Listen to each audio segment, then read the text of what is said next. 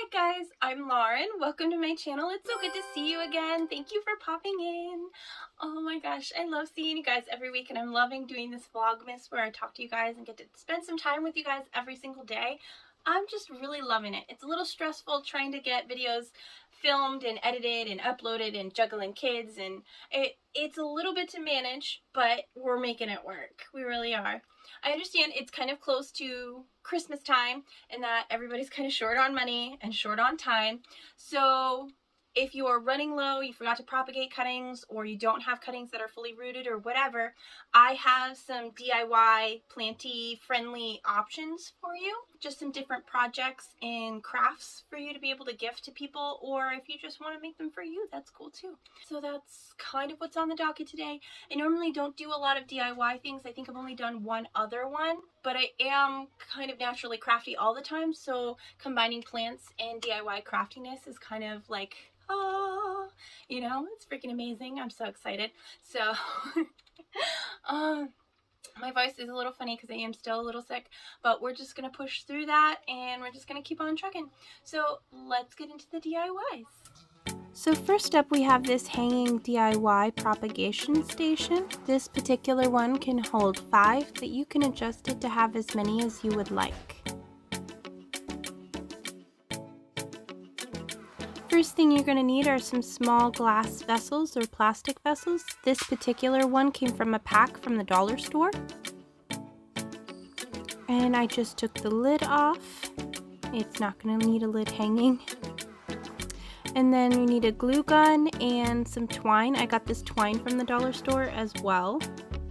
Now, so far very inexpensive. And then scissors, of course.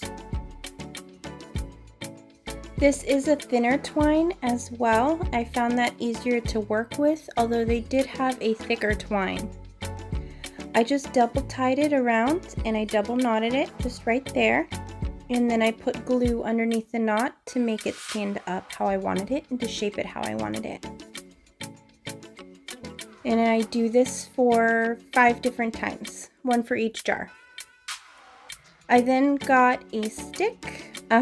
You can use dowels or whatever, and then here is the little round circular things. They're usually used for macrame hangers. You could just as easily make a loop with the twine, but I just wanted to use this. I thought it was easier. And then we're just gonna go ahead and tie each of these on here. I laid them out and placed them how I wanted them to be in the design and pattern that I wanted them to be. I made the middle one a little bit longer and then progressively made them a little shorter on each end to kind of give that triangular effect. But you can do it however you want and have as many as you want. This stick has special meaning to me just because my son got it from a tree in our front yard and I've had it for a long time. Went through that little phase of collecting sticks and whatnot, so I just kind of wanted to have it, you know, and to actually use it instead of leaving it lying around. So, but once you have them arranged how you want them, then you can go ahead and just tie them on the top there. I have them all tied here, and then I also glued them how I wanted them. And now I'm going to take this and loop them all together at the top. And then tie and knot them on here, and then I'll go back through and I'll cut all of the ends off so that way it is a little bit cleaner looking. I don't know, some people might like them. It might fit the aesthetic better to leave things hanging down depending on how you have it, so you definitely don't have to do it the way I'm doing it. This is just what I'm doing.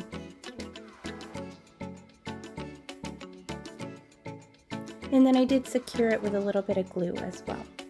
Secure the knot.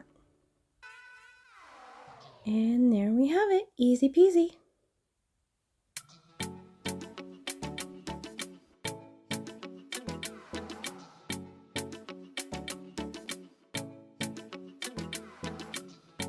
This next one could be a lot of different things. Here I am showing it as a little holder for propagations. It starts out with just a ornament. I used one of the big plastic ones from the dollar store, and then I used some twine. And I wrapped the twine around the top, and I took one of those little circular dowel things for hanging macrame, and I just glued it to the bottom to make it flat like a stand. So, and that way you can just sit it on whatever and it'll stay. There's probably better glue to use, but I just used a glue gun. And it's super easy. It's just a few cents for each one. It's really awesome. I also thought it would be really cool to maybe plant seedlings in it because it's plastic. You could always pull them out later as they're starting bigger with tweezers, or you could cut them out. Another option is to make crochet little hangers, like the little plant hangers, like macrame, but I crocheted mine. I really like them. This is just an adapted pattern. I'm using a bunch of those little macrame hook things, but I really like them. So they're really great for getting plants off the floor and away from children, but they also make really amazing handmade gifts. Something that everybody can use, and you can adapt them to fit all the different planter sizes. So here are a bunch of different varieties. I just went online and found a couple of different patterns and then combined them into what I want. And I've made a whole bunch and just adapted them.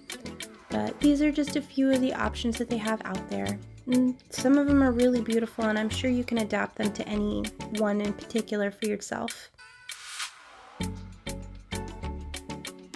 Another option would be to just macrame a plant hanger however you want. These are really cool, really simple, easy. If you don't crochet or knit, you could just use some twine, some yarn, tie a couple of knots. It's super easy. I used a pattern that Nick Pileggi used. He has a whole video on it, so I'll link that down below for you in case you want to as well. Here is another propagation station for you. This is just yarn and some little glass bottles. I'm sorry, twine and some little glass bottles. Super, super easy. So you can just go ahead and hang them however you want. I used these little glass files from the dollar store, and then I also used the same thin twine that I used for the original one. I made a loop at the top, and I just took the twine from there and I tied it. Measure how much distance you want between each one, and that way you can make it however long you want. And I just tied it around like I did with the first one, and I made sure to glue it so that way it would stay, and just continued on down, tying and gluing and tying and gluing. And you can make as many or as few as you want. I made a big long one so that it can fit in my bay window. My parents also have a very large window that they can't really hang a lot on, so I made a big one for that as well. It's just super easy, very inexpensive gift, and I see them going on Amazon for quite a few dollars. Another idea is a terrarium. I've made a couple of these. I've got a couple tutorials, so I'm not going to bore you with the details. It can be as simple as some perlite and some sphagnum and shoving in some cuttings. It does not have to be complicated. You can also do bigger ones, you can do smaller ones, you could have charcoal layers, you can even just take dollar store jars, add some sphagnum moss, put in a couple propagations, and gift it that way so it's just a couple of dollars. It can be a very inexpensive gift for you. Thank you so much for watching. I really appreciate it. Hopefully this inspired you to do some... They're shaking like crazy. Oh my god. Oh my goodness. Alright, well hopefully this inspired you to do some crafty DIYs, and hopefully you had a little bit of fun. I know it's kind of shorter than normal, but you know, I don't know, not my everyday average video, but I thought it might be something fun. So with that being said, I'll let you go, and I will see you in the next one. Bye!